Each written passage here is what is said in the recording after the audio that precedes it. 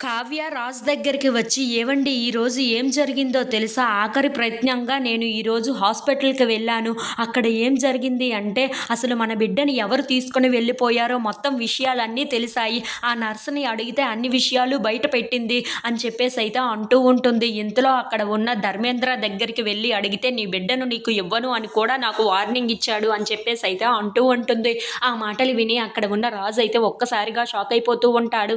ఇంతలో అక్కడ ఉన్న కావ్య మాత్రం అవునండి మన బిడ్డ ఆ ధర్మేంద్ర దగ్గరే ఉంది అని చెప్పేసైతే అంటూ ఉంటుంది. ఇంతలో అక్కడ ఉన్న రాజు మాత్రం నాకు అసలు ఏ విషయం నమ్మాలో, ఏ విషయం నమ్మకూడదో అర్థం కావటం లేదు కావ్య. అసలు నువ్వు చెప్తుంది కరెక్టా? లేదంటే ఈ బిడ్డే మన బిడ్డనా అనిపిస్తుంది కావ్య అని చెప్పేసైతే అంటూ ఉంటాడు. ఇంతలో అక్కడ ఉన్న కావ్య మాత్రం నేను చెప్తుందే కరెక్ట్ అండి. మన బిడ్డ ఈ బిడ్డ కాదు. మన బిడ్డ అతని దగ్గర ఉంది. అతని దగ్గర ఉన్న బిడ్డ మాత్రమే మన బిడ్డ. కావాలంటే మీరు నాతో ఒక్కసారి రండి.